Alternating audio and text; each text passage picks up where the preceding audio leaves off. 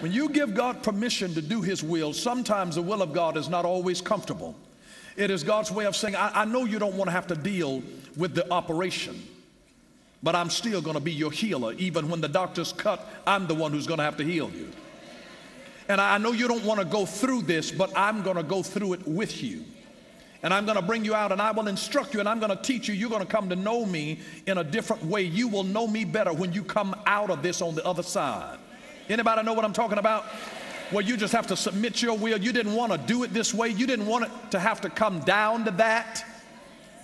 But God will be with you anyhow. You didn't want the situation to wind up in a divorce, but if you get divorced, you know, I'm not for divorce, but I'm for divorced people, and God will be with you. And he said, I know that you didn't expect for it to have to go that way, but God says, I'm still going to be with you. I'm committed to you. I'm committed to you, and I'm going to go with you on the journey here.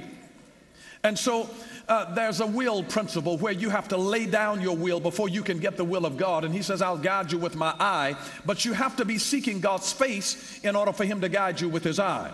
And so the Bible teaches and reminds us in Romans chapter 12, verse 1 and 2, I beseech you therefore, brethren, by the mercies of God, that you present yourselves a living sacrifice, holy and acceptable unto God, which is your reasonable service, and be not conformed to this world, but be ye transformed by the renewing of your mind, so that you might prove what is that good and acceptable and perfect will of God.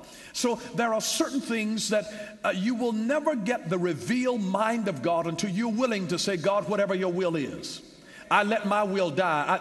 I don't want to go through this, God, but nevertheless, I didn't want it to have to come down to this, but Lord, nevertheless, you be glorified even through the affliction. You be glorified through this, God, nevertheless.